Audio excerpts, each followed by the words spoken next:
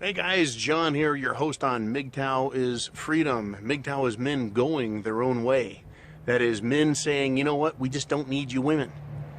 We don't need you. You know, it's not about hating you. It's not even really about denying you our money, our time, our efforts. It's about focusing on ourselves as men. Living the lives we want, rather than bending and being cajoled and manipulated, right? So in order to have satisfaction for ourselves, peace, quiet, comfort, joy, we have to deny you. And if we don't do that, right, if we don't go our own way, we are subjecting ourselves to women, prostrating ourselves before you. Because even the most traditional sounding women, and I'm hearing a lot of them talking, coming on YouTube, going on TV, and talking indirectly and even sometimes directly and naming Mgtow as a threat to what they want from men. And they lament that some men have been hurt, and I'm thinking some 75% of marriages end in divorce, some men are hurt. Oh no, it's a horror story all men are aware of. And they're lamenting the fact that they're losing their power because of Mgtow and men's rights activists who are bringing it up. Anyways, do a lot of talks on that, right? But I had this thing I was doing before, and I've been getting a lot of requests for it, and it's Mgtow at the movies. That's where I talk about a movie that clearly has Mgtow concepts and philosophies built into it, and feminist ideas and philosophies built into it, and kind of examine how Hollywood portrays things. One of my favorites, all-time favorite movies is Romancing the Stone, starring Michael Douglas and that lady. Right, when I was a kid, it was on HBO. And I watched it so many times because at that point there was no internet. Right? And you got like 5 movies and they played them, once or twice a day. So I memorized every single line in that movie. That movie was full of anti-male bullshit. It was also full of good storytelling, good writing, good twists in the plot. It was a Robert Zemeckis film, and he was famous for the way he did things in movies and cinema. So let's get into, right, Romancing the Stone. It's about a woman who lives in a big city, who's an author, a romance novelist. And I guess I've had a lot of this romance novelist stuff lately. Anyways, a romance novelist. And she lives in a big city. And that's symbolic of a place where a woman can live. And lots of other people will come to her aid, right? She's got all of everything humanity has to offer right there in the big city. Right? There's a problem. She gets in trouble. She needs to help. And so she tries it alone. She flies to Colombia to help her sister. She has a map. Right? Joan Wilder is the character played by Kathleen Turner. She's got a map to some treasure. And she gets into trouble because of her inability to deal with real world issues. Right? And she's about to be held, she's held at gunpoint by a guy trying to rob the map from her. And who happens along?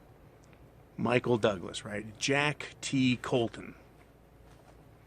And he saves her. He rescues her, right? Not because that's what he's out doing, but because her actions caused him a lot of trouble, right? She caused a bus to wreck into his car, ruined his day, ruined his year, everything else. And he had a life plan of his own. He wanted to make money quickly and buy a boat, right? So he rescues this girl. And they get into discussions. And one of them started an argument right off the bat. And it's a very well written movie, good dialogue. And she insults him You know, and it's such a big feature of the way this girl operates.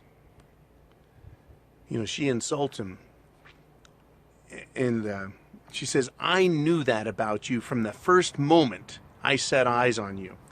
And he says to her, "Oh, is that the first moment when I saved your ass?" And he starts fucking laughing, right? And she goes, "Yeah, you're a Mondo Dismo," and starts calling him all these names.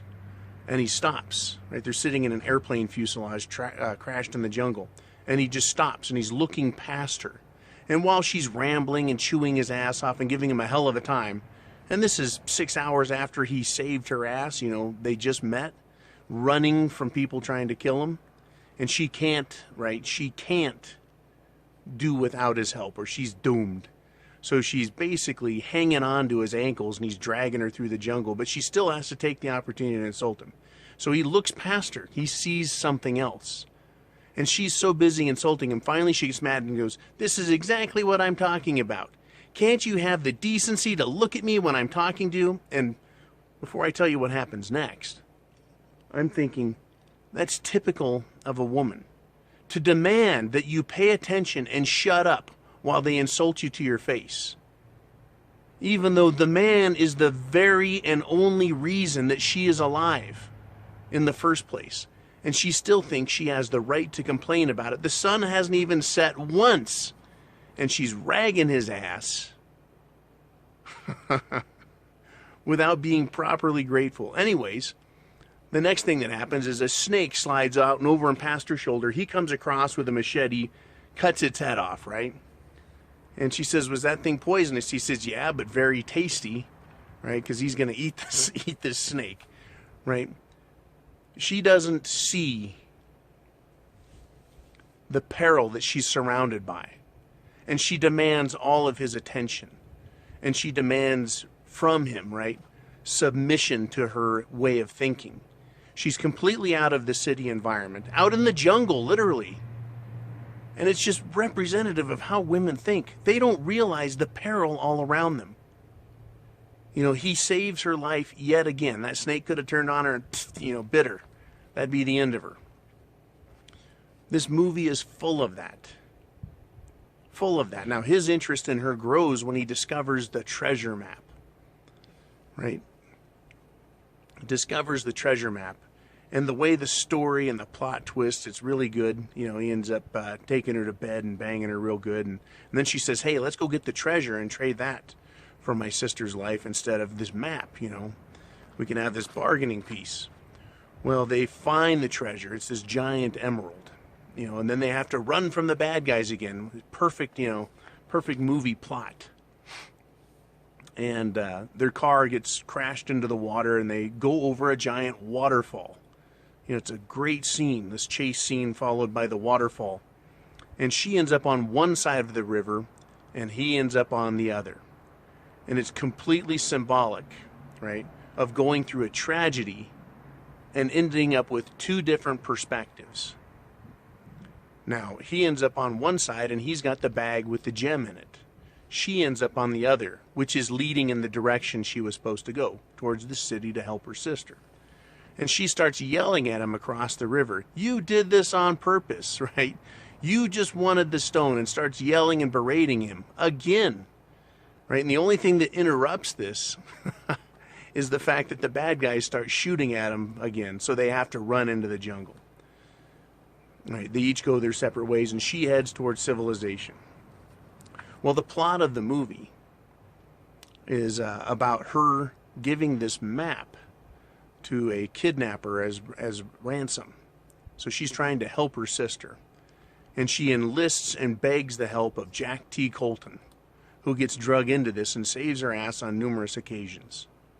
Right? It is through his knowledge and his creativeness and his craftiness that he eludes